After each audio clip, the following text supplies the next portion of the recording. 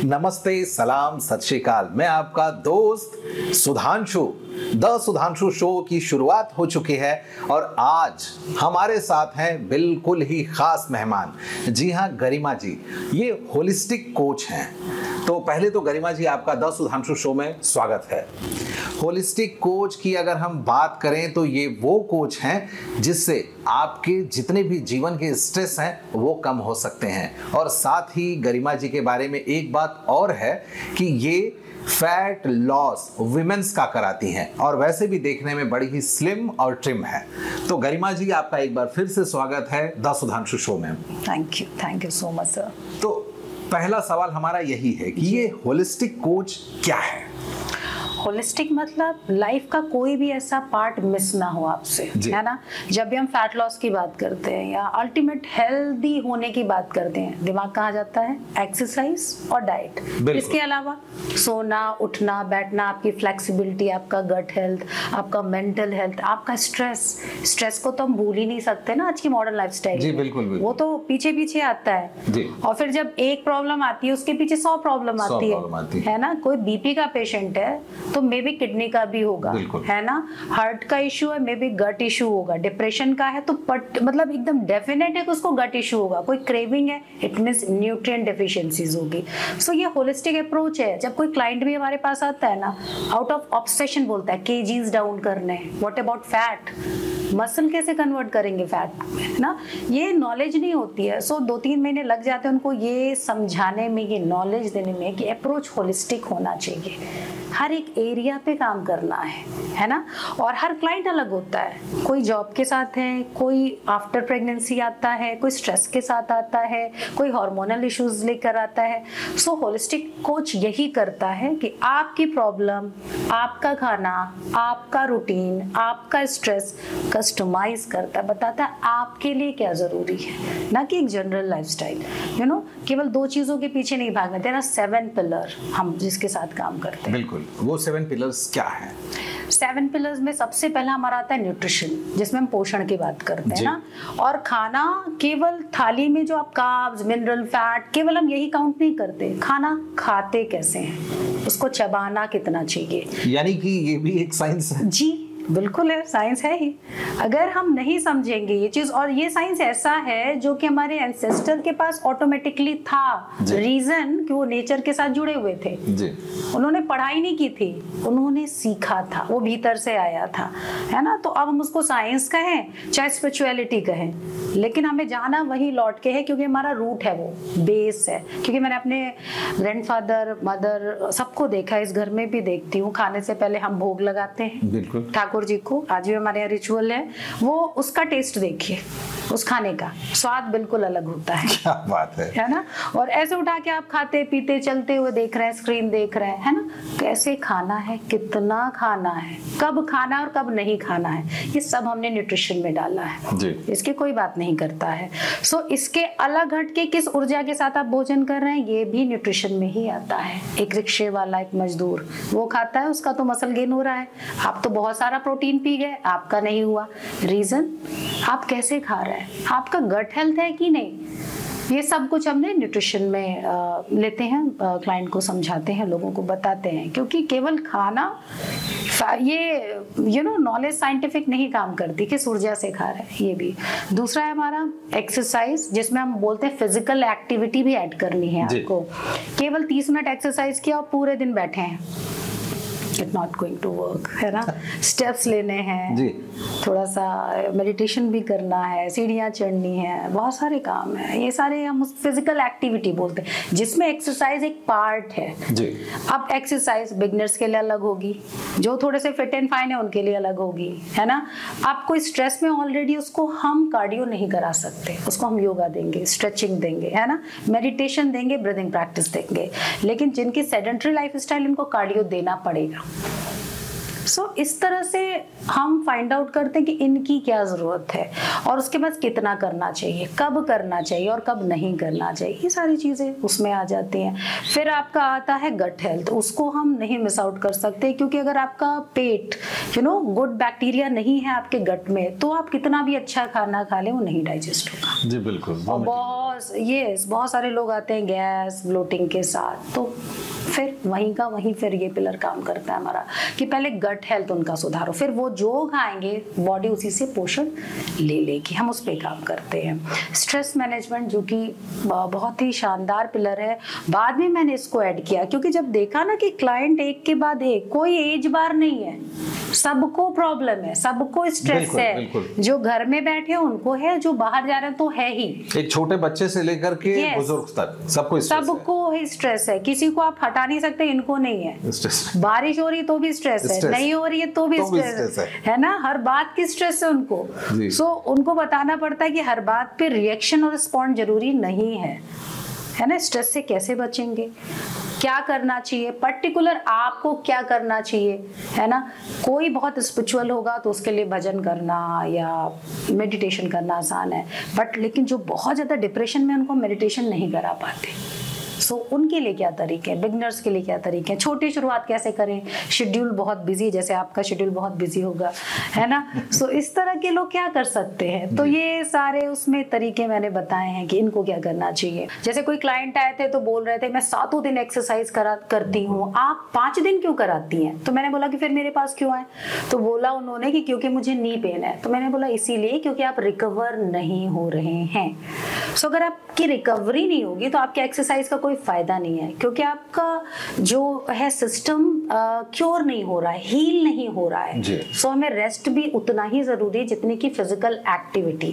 Rest के नाम पे हम बेड पे पड़े रहते हैं, मोबाइल चलाते रहते हैं, so this is not the right kind of rest, है ना। सो आप सोइए और डीप स्लीप में जाइए, गहरी स्लीप में, वो भी बहुत जरूरी है ना। फिर एनवायरनमेंट की हम बात करते हैं, एनवायरनमेंट क्यों जरूरी है, क्योंकि एक क्लाइंट साल भर से मेरे स्टेटस चेक करती थी व्हाट्सएप पे और उनकी हिम्मत नहीं होती थी शुरुआत करने की। रीजन, उनके घर में सब डायबिटिक थे और सब ओवर 100 थे, 100 kg। सो उन्हें ये लगता था कि this is the normal thing, कि 40 तक जाते जाते ये होना है, नी पेन तो होना ही है, और 80-90 है तो हम तो अपने घर में स्लिम है ना। सो उन्हें ये ब्रेन वॉश करने में साल भर लग गया। एनवायरनमेंट इतना जरूरी है, और अगर आपके घर में टाइम पे कोई खाता नहीं, टाइम पे कोई उठता नहीं, अच्छा हेल्दी खाने की आदत नहीं, सो ऑटोमेटिकली बच्चा भी देखिए अडॉप्ट कर लेता है उसको। सो एनवायरनमेंट इस तरह से सोचेंगे तो देखेंगे ना कितना इंपॉर्टेंट है। सो एनवायरनमेंट भी डाला है, क्योंकि कई बार क्लाइंट ये बोलते हैं कि मेरे घर में ऐसा होता है, तो उनको समझाना पड़ता है कि आपके घर में ऐसा होता है इसीलिए आपको ये प्रॉब्लम है। अगर आप आउट ऑफ मतलब जो एनवायरनमेंट नहीं निकलेंगे, उससे नहीं प्रभावित होने के लिए आपको ये तरीके अपनाने हैं। यानी कि एनवायरनमेंट नेसेसिटीज है, ये पिलर है हमारा। आप ये सोचिए आजकल का एनवायरनमेंट लीजिए, पॉल्यूशन की बात आप करेंगे, मोबाइल की बात अब आप करेंगे, पहले के लोगों के लिए ये चीज नहीं थी। लेकिन अब कोई आ रहा है एडिक्शन के साथ आ रहा है ना। एक क्लाइंट, मुझे नींद नहीं आती, क्यों नींद नहीं आती, तो मैं 12 बजे तक स्क्रॉल करती हूँ। आप खुद बता रहे हो अपनी प्रॉब्लम, फिर भी आप हैंडल नहीं कर पा रहे हो। रीजन, आपको पता ही नहीं कि कैसे करना है, क्या करना है। सो उनको हमने तरीके बताए, समझाए, तो आज की डेट में काफी बेटर हुआ है। इसी कारण उनको पीसीओडी पीसीओएस भी था। अब सोचिए सिंपल चीज के कारण कहाँ तक इफेक्ट गया, और विद इन अ मंथ हमने उनको क्योर किया, हील किया, रिवर्स किया। यस, तो ये है। फिर हैबिट फॉर्मेशन। अब हैबिट फॉर्मेशन क्यों? क्योंकि मोटिवेशन काम नहीं करता है। जैसे ब्रश करने के लिए आप मोटिवेट नहीं होते, आदत है, करना पड़ता, कर लेते हैं। सुबह होती है तो ब्रश कर लेते हैं, बिना उसके। आप बीमार हैं तो भी आप ब्रश करते हैं, है ना। कोई आया है तो भी आप ये नहीं बोलते या आए हैं तो आज मैं ब्रश नहीं करूंगा। इतना हैबिट है उसको करने का कि आप कर लेते हैं। मैं चाहती हूँ कि लोग इस आदत में आ जाएं कि एक्सरसाइज करने की आदत है हमें, और वो कर ले जाए। जी। अच्छा, अभी आपसे हमारी जब बात हो रही थी शुरुआत में, आपने बोला कि खाने को चबाने की भी एक आर्ट है, कितनी बार चबाना चाहिए। जी जी जी। तो क्या कोई काउंटेड नंबर है? 32 बार बोलते हैं, ठीक है, कि एक बाइट को 32 टाइम्स च्यू करना चाहिए जी। ये बताया गया है हर जगह। हमारे मतलब कोई भी ग्रंथ उपनिषद देखेंगे जहाँ भोजन के बारे में बात की गई है तो यही बात की गई है। और वैसे अमूमन कितनी बार लोग चबाते हैं? मुझे तो लगता है निगल जाते हैं। बहुत सारे लोग डालते हैं और निगल जाते हैं। आपके व्यूअर्स देख रहे होंगे, वो रिलेट कर पाएंगे कि ये वो काम करते हैं, क्योंकि उनको जल्दी खाना और जल्दी काम करना, जल्दी ग्रो कर जाना। अरे भाई क्या कर रहे हो, वो प्राण ऊर्जा है, उसकी तो बात तो करिए। आप जो ले रहे हैं वो खाना नहीं है, वो पोषण है। वो आत्मा तक जाएगा, आपकी बुद्धि तक जाएगा, केवल उसका ब्लड नहीं बनता है, उससे ऊर्जा निकलती है। सो अगर उस लेवल पे हम देखेंगे बियॉन्ड भोजन, उसको प्रसाद मान के करेंगे या फिर तो उसकी ऊर्जा हम चेंज करते हैं। और उसके साथ थोड़ा समय बिताना जरूरी है, चलते फिरते खाते हैं, टीवी देखते खाते हैं, तो ये तरीका आई थिंक वर्क नहीं करता, इसीलिए भी इतनी प्रॉब्लम है। पहले के देखा है मैंने, आराम से बैठते थे, इत्मीनान से आधा पौन घंटा खाते थे। अब कोई खाता है उस तरह कहते जल्दी खाओ जल्दी खाओ जल्दी खाओ। बच्चों को भी हम सिखाते हैं जल्दी खाओ, जल्दी जल्दी जल्दी जल्दी। किस बात की जल्दी? अगर हेल्थ बिगड़ ही गया तो जल्दी करके आप करेंगे क्या? डाइजेस्ट नहीं हुआ फूड तो क्या करेंगे? इसीलिए कहते हैं गैस है, ब्लोटिंग है। तो रूट कॉजेस, खाना च्यू करके खाइए। 32 बार नहीं हो रहा है, एटलीस्ट 20 टाइम्स करिए। कैसे करना है? टाइमर लगा दीजिए, वो सेकेंड्स वाला जो 1 2 3 4 करेगा, 20 टाइम्स से फिर लीजिए। इससे फैट लॉस भी होता है। अच्छा, इससे फैट लॉस भी होता है। खाने को अगर 32 टाइम्स अगर हम च्यू करें तो इट्स अल्टीमेट थिंग। कुछ नहीं पैसा खर्च करना आपको, just do it one thing. 32 बार चबाइए खाने को। अगर 32 बार आ गए तब तो आप देखेंगे आप सेम खाना खा रहे हैं, सेम टाइम पे खा रहे हैं, फिर भी आपने 4 से 5 किलो कम कर लेंगे मंथ में आराम से। ये आदत समय लेती है, लेकिन जब ले लेती है ना समय, तो ये पक्की हो जाएगी और बहुत कुछ रिटर्न दे जाएगी आपको। So do it. बहुत खूब। अच्छा, ये बताइए गरिमा जी कि आप शुरू से होलिस्टिक कोच बनना चाहती थी या फिर कहीं कुछ आपने देखा, इंस्पिरेशन मिली तब आप इस फील्ड में आई? मैं यही बोलूंगी कि मेरी खुद की जर्नी ने मुझे इंस्पायर किया। शुरू से शौक था, मैं बोल रही हूँ। मेरे बाबूजी जो थे वैद्य थे, तो उनकी बुक थी। मेरे पिताजी भी थोड़ा नॉलेज रखते हैं, सो उनकी बुक थी, तो उठा के मैं काफी पढ़ा करती थी। और शुरू से सबको एडवाइस देना या खुद पे काम करना बचपन से था मेरे अंदर। बट मुझे ये नहीं पता था मुझे ये करना है। मैंने टीचिंग किया, फिर मैंने राइटिंग की, फिर मैंने जब अपना थायराइड हील किया, रिवर्स किया, क्योंकि जेनेटिकली हमारे मतलब पेरेंट्स को भी है, इधर भी है। So it was really very hard. फिर डिप्रेशन को मैंने ओवरकम किया। फिर मैंने 25 kg आफ्टर सेकंड प्रेगनेंसी मैंने अपना लूज किया। 22 kg 25 kg तक 25 यस लूज किया, सिंपल लाइफस्टाइल से। और वैसे देखने में आप बिल्कुल स्लिम ट्रिम लग रहे हैं। यस तो अब नहीं, पहले की बात है, सेकंड बेबी के बाद। Yes, it took time. तो वो सारी चीजें आई तो लाइफ में लगा कि कुछ अप्रोच ऐसा नहीं कि आपको भागा दौड़ी करनी है। ऐसी चीज आपको लेनी है जो आपकी लाइफस्टाइल के साथ मर्ज हो जाए, जो आप रोज कर पाए, जिसको सोचते ही आपको स्ट्रेस ना हो, वही खाना जो आप खाते हैं। क्योंकि अगर हम विमेन की बात करें, अब पूरे फैमिली का बनाए फिर अलग से अपने लिए बनाए, ये हम कितने दिन कर पाएंगे? लाइफ लॉन्ग तो बिल्कुल नहीं कर पाएंगे। बिल्कुल। सो मुझे ऐसी चीज चाहिए थी जो मैं कर पाऊं। तो जब मैंने अप्रोच अपना सुधारा तो मैं देखती हूँ कि ये चीजें आराम से मैं कर पाती हूँ। ऐसे मेरे क्लाइंट, उनको आश्चर्य होता है, मैम दाल चावल खाना है, मैम सब्जी रोटी खानी है, कुछ चेंज नहीं होगा, कुछ फैंसी नथिंग। हम बहुत सिंपल बात करते हैं, जो हमारे कल्चर का हिस्सा है, जो आपका टेस्ट बट डिमांड करता है, जो आप आराम से कर पाते हैं, वहीं से शुरुआत करनी है। बात हम अपने से खुद से शुरू करते हैं कि और आपसे शुरू करते हैं। आप जब अभी आपका वेट कितना है? मेरा 60। उस समय 85 की थी आप? जी नहीं, 72। हाँ, उस समय मैं ऑलमोस्ट 80 पहुंच गई थी। उस समय मैं 51 हुआ करती थी। अच्छा, उस टाइम की मैं बात कर रही हूँ। अच्छा, तो 51 की आप थी और आप 25 किलो बढ़ गई थी। जी 75 के ऑलमोस्ट। आप जो 25 kgs आपने अपना रिड्यूस किया वेट, वो क्या टेक्निक आपने लगाई? मैंने आप हमारे दर्शकों को बताएं। जी, सबसे पहले देखिए, सिंपल चीज ये होती है कि जब खाने को लेकर एक ऑब्सेशन था कि ये भी कट कर दो, चावल भी निकाल दो, है ना, केवल पानी पर रहो। सो ये भी किया है मैंने। और पूरे दिन दौड़ते रहो, चक्कर लगाओ, 40 से 45 मिनट, 2 घंटे तक एक्सरसाइज की, ये भी किया है। कितने दिन? 1 हफ्ते। उसके बाद छूट जाता था।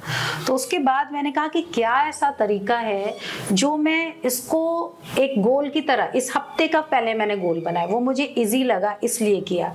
2-3 सूर्य नमस्कार और थोड़ा स्टेप काउंट करना, यहाँ से मैंने शुरुआत की। फिजिकल एक्टिविटी के ब्रीदिंग प्रैक्टिसेस की, जिससे मेरा थोड़ा स्ट्रेस डाउन हुआ। मसाज लेना शुरू किया, वो भी बहुत काम करता है। और उसके बाद खाने में जो पसंद था वहीं से खाना शुरू किया, बिल्कुल खाना जो सिंपल घर का खाना था वहीं से, केवल चावल कम किया, पूरा हटाया नहीं, सब्जी की मैंने मात्रा बढ़ा दी, पानी का इंटेक बढ़ाया, ग्रीन टी ऐड किया, बहुत सारे टी मैंने ऐड किए, जिससे मेरी जो दूध की क्रेविंग थी, जो चटपटी चीज़ों की क्रेविंग थी, काफ़ी उस पर कंट्रोल हुआ। प्रोटीन को मैंने ऐड किया। सो ये छोटी छोटी चीज़ें थी जो मैं रोज कर पाती थी और मजे से कर पाती थी। तो 2 kg डाउन हुआ, 3 kg डाउन हुआ, इस तरह धीरे धीरे करके मैंने 20 से 25 किलो विद इन 6 मंथ मैंने डाउन कर लिया। और मुझे लगा कि ये कमाल की टेक्निक मुझे मिली और मुझे सबको बताना चाहिए। अच्छा गरिमा जी, ये बताइए कि मैं बार बार खाना नहीं खाता हूँ, बस सुबह खाता हूँ और रात में खाता हूँ, बीच में कुछ भी नहीं लेता, सुबह पानी पीता हूँ, और मुझे लेकिन मेरी एक वीकनेस है, कचौड़ी सब्जी या फिर छोले भटूरे मुझे बहुत ज्यादा ही अच्छे लगते हैं। हाँ। तो जिस दिन बनता है छोला भटूरा मैं पूरा गले तक खा लेता हूँ कि अब शायद फिर कभी मिले ना मिले, अमी हस्तो, अब जन्नत है तो बस इसी छोले भटूरे में है या कचौड़ी सब्जी में है।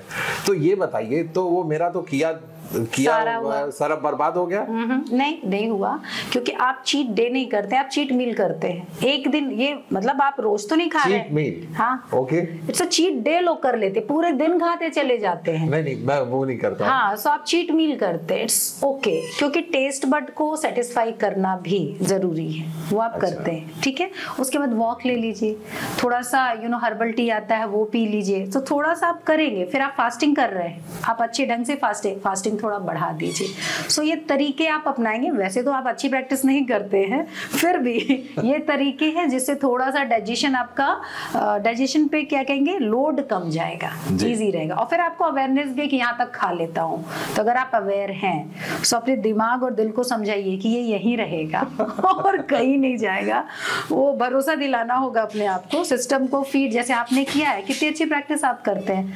आई थिंक अगर यहाँ तक खाते हो, रोज खाते हो और हर टाइम खाते हैं, सो आप बहुत गलत प्रैक्टिस करते हैं। लेकिन वो जो फास्टिंग है वो बैलेंस कर दे रही है आपको। जी। वैसे मुझे ये हमेशा इल्म रहता है कि मैंने यहाँ तक खाया हुआ, तो फिर 4-5 दिन मैं नहीं खाता हूँ और दिन में भी मैं फास्ट कर लेता हूँ। यस, तो ये तो आप बहुत अच्छी टेक्निक करते हैं। ये तो कमाल का, मतलब सबके बस का नहीं है जी, सबके बस का नहीं है। आप फास्ट और फीस्ट करते हैं, या तो फास्ट करते हैं या तो फीस्ट करते हैं। यस। अच्छा, ये बताइए गरिमा जी कि पानी जो कि सुबह सुबह लोग पीते हैं, जी, हमारे सभी दर्शकों को भी बताइए कि पानी सुबह खाली पेट पीना, गर्म पीना चाहिए या सादा पीना चाहिए, ठंडा, किस तरह का पानी पीना चाहिए हमें रोजमर्रा की जिंदगी में, जो डायरेक्टली आपसे कांटेक्ट नहीं कर सकते हैं, या फिर जो हमारा शो देख रहे हैं कम से कम उन्हें पता चले। जी, अगर आपके बॉडी में पित्त ज्यादा है, हीट ज्यादा है, तो आप ठंडा पानी पीजिए, नॉर्मल पानी पीजिए, ठीक है, या सौंफ का पानी पी सकते हैं एक उनके लिए। अगर बॉडी में कफ ज्यादा है तो तुलसी का पत्ता डाल दीजिए पानी में रात भर, उसका अर्क आ जाएगा, वो कंज्यूम कर सकते हैं सुबह, ठीक है। बालों का झड़ना है या वीकनेस है तो कॉपर वेसल में रखा हुआ पानी आप सुबह पी सकते हैं। बहुत गर्म पानी सुबह सुबह नहीं पीना चाहिए। हल्का गुनगुना पानी आप पी सकते हैं, बिल्कुल रूम टेम्परेचर से थोड़ा ज्यादा, बस उतना ही पी सकते हैं। और दूसरा, पी कर देखिए कि आपसे क्या लिया जा रहा है, क्योंकि मैंने बोला कोई आराम से कर लेगा कोई चीज, किसी को प्रॉब्लम होगी। आफ्टर इफेक्ट को हमेशा चेक करना चाहिए। कॉपर वेसल का पिया, नहीं सूट कर रहा है, चेंज।